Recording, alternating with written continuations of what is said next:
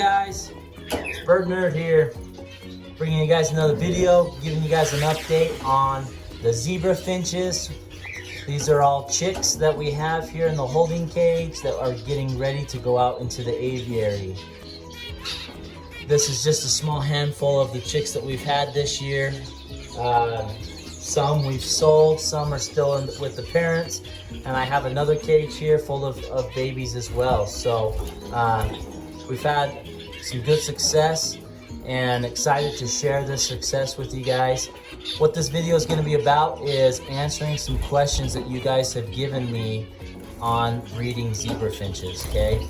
So we'll pop out here, let you guys see the full view. So we do have this cage here. I do have a cage down here full of babies, and we'll get to that and tell you why they're down in that cage. Still have pairs set up.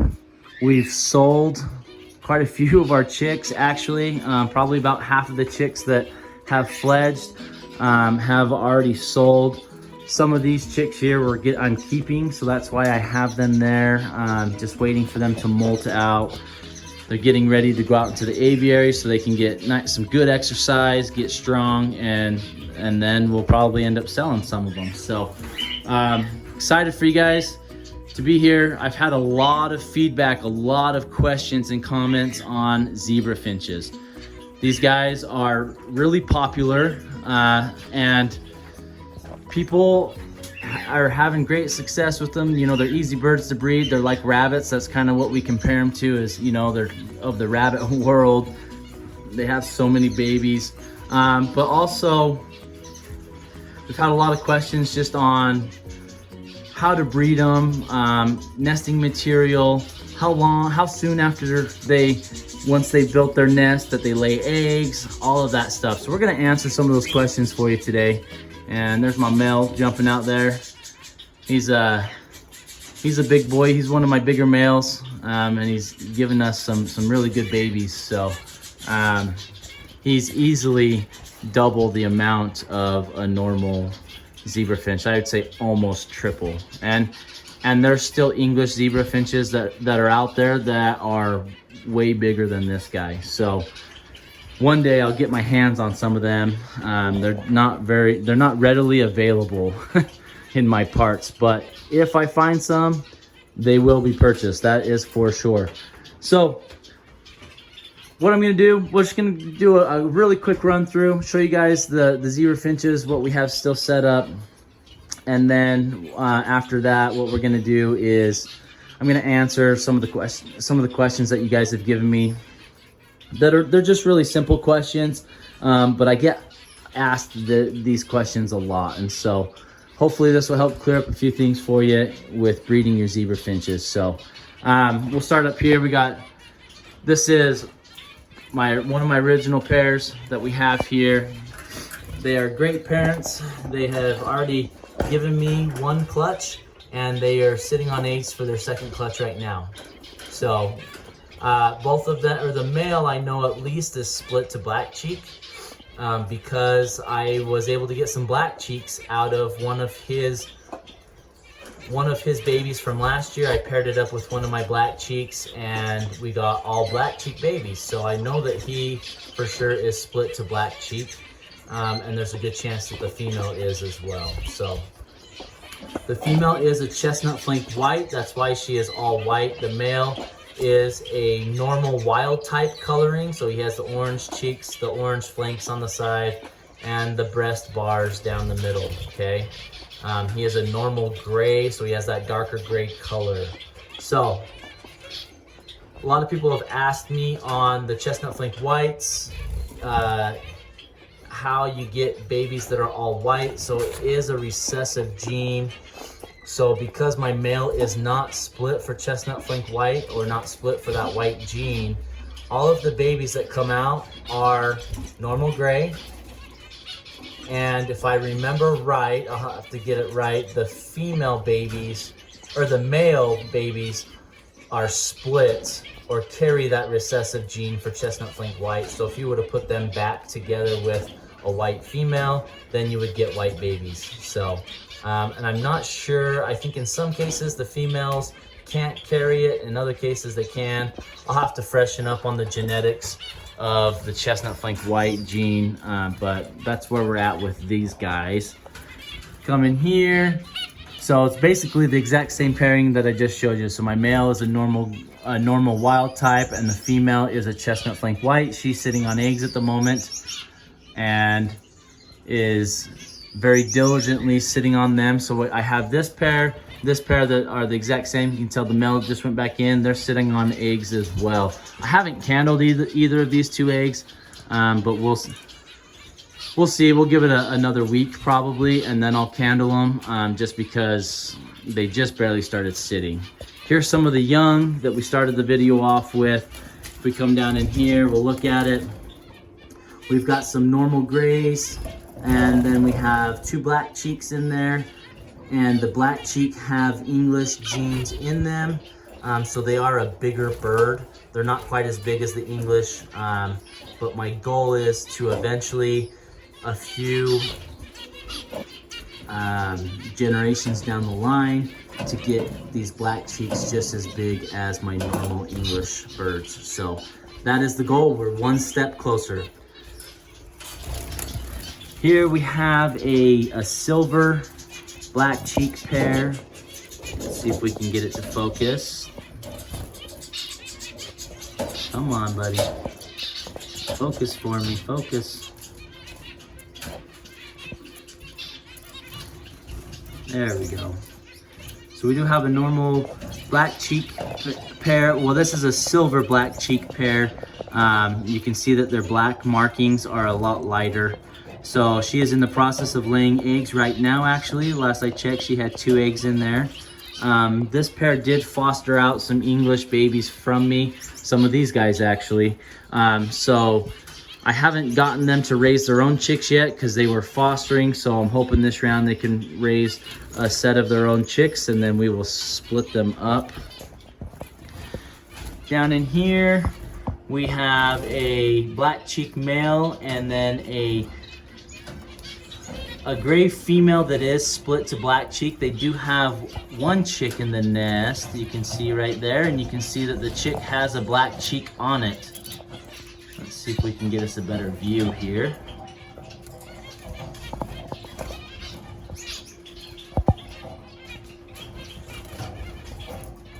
There you go.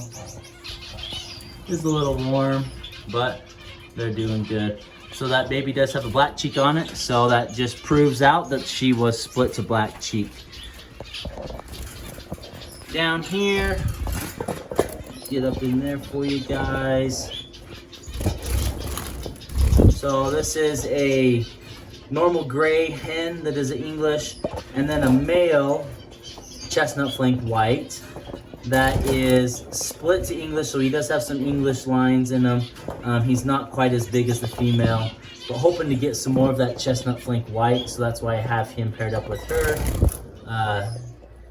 And they are on their 2nd clutch right now. They're sitting on eggs, so they're doing really well. Excited for them. Let you know when we get some more chicks from them. Then in here we have a normal black cheek pair. They are a light back, so you can see they're a light gray. Males to the left, females down there on the bottom. They're doing really well. She's sitting on eggs right now.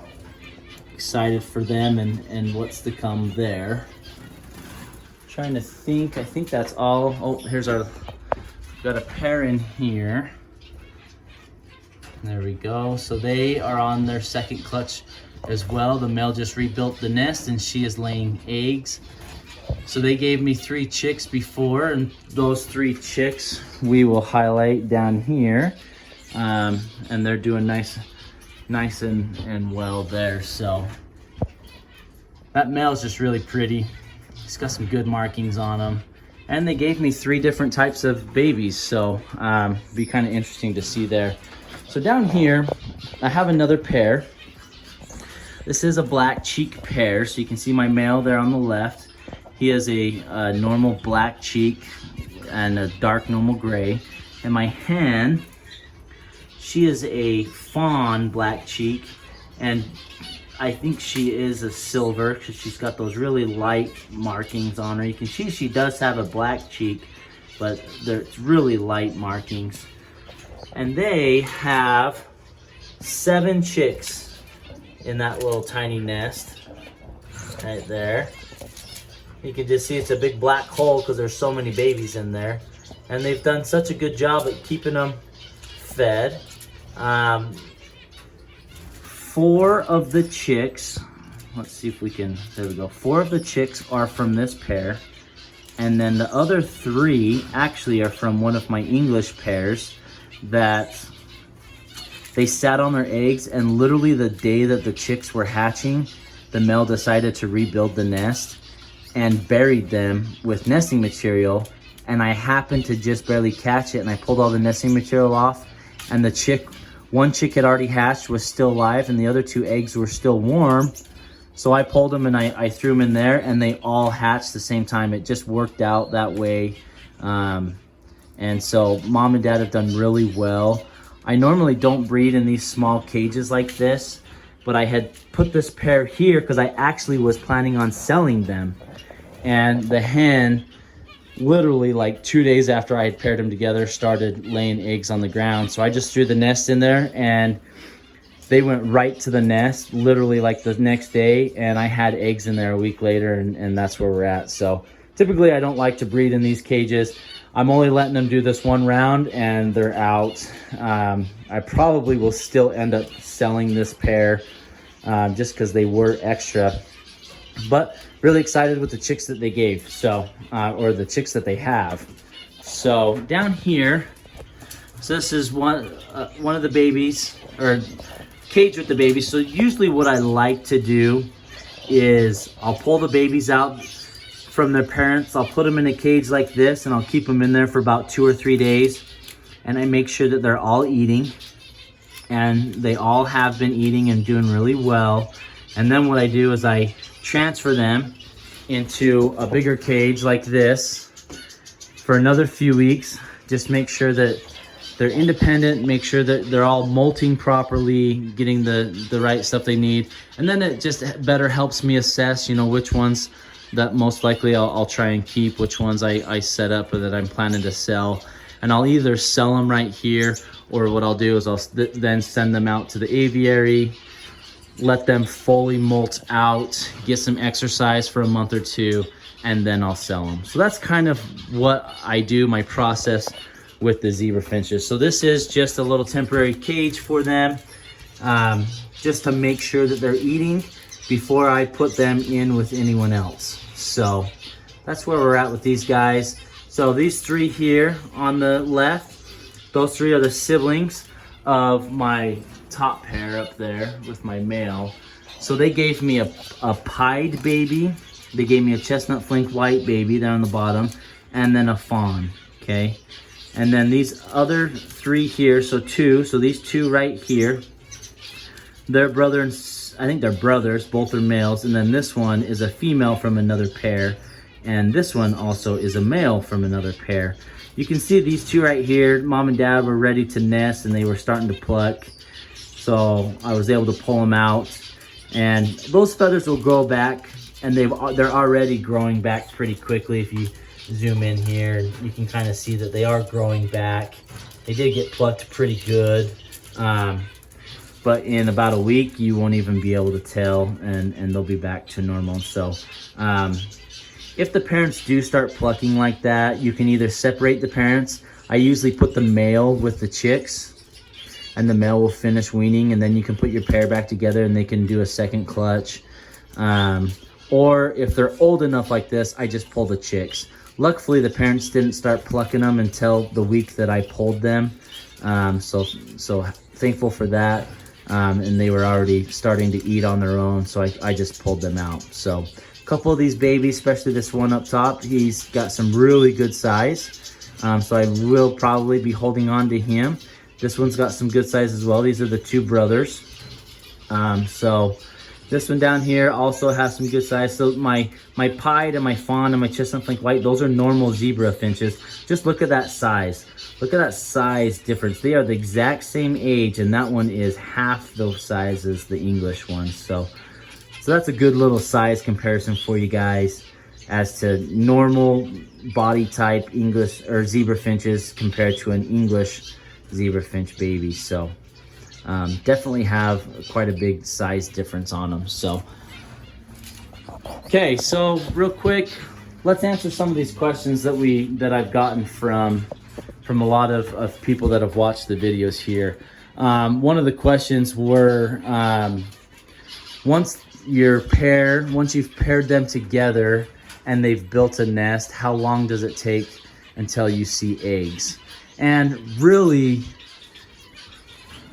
it depends on your pair. And the reason why I say that is, for example, I have my original pair up here. They already like each other. They were already bonded. So when I put them together, I literally had eggs within a week of even just putting them in the cage. But if I have a new pair like these guys, when I paired them together, they weren't already bonded. And the male, he started building the nest probably within about a week and a half, 2 weeks. He had the nest built to how he wanted it. And then it was like another 2 weeks after that before I got eggs. So it was almost a month that I had these guys together before I saw eggs, okay? Another example would be these guys down here, kind of that similar thing. I paired them together. The male built the nest, and it was about 2 weeks after the nest was built that I saw eggs. Then we have like this pair this pair right here. The male built the nest, and I didn't see eggs for almost 3.5 weeks. So that one took a little bit longer for them to pair up and start having chicks. These guys, the male built the nest, and the female had eggs in there within, like 4 days after he had built the nest. So it varies, and it just depends on your pair and how ready they are to breed, and if they're bonded with each other, if the nest is built to how they like it. So oh, my male, he just jumped out. That's why, guys, I have these covers over, because there's a gap in between my nest box and my cage, and they can squeeze through it. So that's why you see these covers on here. It's to close that gap. And I had adjusted that when I was filming them earlier, so we'll have to fix that. So yeah, so it really depends. I would say on average, expect eggs in the nest 1 to 2 weeks after they've built the nest. If it goes longer than 3 or 4 weeks and you still don't have eggs, I would probably separate your pair and separate them for a couple weeks and then pair them back together. Or if you have other options, other birds to pair them up to, I would try and pair them up to those ones, okay? So hopefully that answers some of the questions for you guys. We'll watch this guy continue to build his nest while we're talking. Okay, this goes right in hand perfect with my male. What nesting materials do I use? So you can see that my male has cocoa fiber in his beak, okay? And cocoa fiber is one of the main nesting materials that I use. The birds love it. All of them. My zebra finches, my society finches, my Goldian finches, my Java finches, my shaft-tail finches, my canaries, all of them love cocoa fiber. And it's an easy, clean material to use, and it's easy to replace, and it's cheap. So let's see here. I do have, let's see if you can see down here. This is my nesting material bucket. I just got big bags full of cocoa fiber. I just bought that cocoa fiber off of Amazon, and I believe I have that link shared on my website. So go to my website, the link is in the description below, and get some cocoa fiber. That's probably my #1 used nesting material right there. Look at that. Thanks, buddy. That just went right in line. Perfect. So cocoa fiber is probably one of my #1s, and I'm a simple guy. Usually the next thing I use, and you guys can see it right here when I lift up this nest box, I shred up paper towel. So cocoa fiber and paper towel are the 2 main nesting materials that I use. Really, for the most part, birds aren't too picky. If you get to some of the waxbill species, they're a little bit more picky on the types of nest materials. They like to use like feathers and things like that. The birds that I have here, they're not very picky. And trying to think, the one things that I would suggest you stay away from would be a lot of like the little stringy material, which would be like the little white fine fibers. I know that pet stores sell those a lot. She's down there getting some more nest material down there.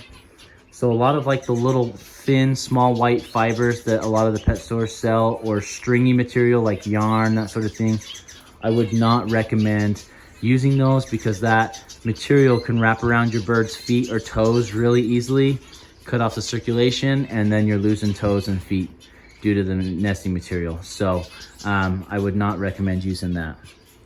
Let's see here. How many pairs of zebra finches to keep together? So I do get that question a lot. So like, if you guys watch my videos, typically I try and breed in cages, and I only have 1 pair per cage. I do not recommend you putting more than 1 pair of zebra finches together in a cage. In these cages, they will fight and bicker. If you have like a bigger cage, you know, that's maybe a few feet by a few feet, you can put a couple pairs of zebra finches in there and you should be fine. Just put, you know, always make sure you have an extra nest box for however many pairs you have. So if you have 2 pairs, make sure you got 3 nest boxes in there. If you got 4 pairs, make sure you got 5 nest boxes in there, okay? That's just to help them have good options so they're not always fighting over just 1 nest box, okay? In an aviary setting, zebra finches do pretty well in colonies. Because they have a lot of space to get away from each other, and some of the more dominant males or females, they tend to still breed well in an aviary setting. And so you're more than welcome to do that. But if you have a smaller cage like these, do not put more than 1 pair of zebra finches together, okay? He's down there cooling off on the fan that I got there because it's so bloody hot. Okay, let's see here. What types of egg foods, or what types of foods do you give to help chicks with their molting? Really what it comes down to is, for your chicks to molt and get good feathers, you know, I provide egg food every day. So several different types of green veggies, romaine lettuce, broccoli, spinach. My birds love the celery leaves. Grass clippings, just make sure that they're insect or pesticide free. Then I blend all that together with carrots. I usually always give carrots every day, and then my hard-boiled egg with the shell on. I'll mix all that together, blend it together, and give that to my babies every day until they've molted out into their adult feathers. That's what I feed every day, okay? Also, a really important thing to provide to your birds is water for them to take baths, okay? So if they're molting, put in a little tray for them to take a bath in. So my birds, you can see that they have these little tiny water trays. That's not big enough for them to bathe in. So in the mornings, I have little water bowls. I slide in their door, and while I'm feeding the rest of the birds, they're taking baths, and then I pull out their bath water once I'm done feeding everyone. Baths help promote new feather growth, and they look really sharp afterwards. So those would be the top 2 suggestions that I would give to help your babies to molt, is a good quality egg food that you're given every day, fresh water, and fresh water to bathe in every day, especially if it's hot like it is here, okay? So those would be my top recommendations for you guys. And next video, we'll answer some more of these questions since the video's going so long. Look at that dad there. We're gonna end the video on this guy. He's the example to all these babies. Look at him flocking up to him. I got a female there. She wants to breed with them.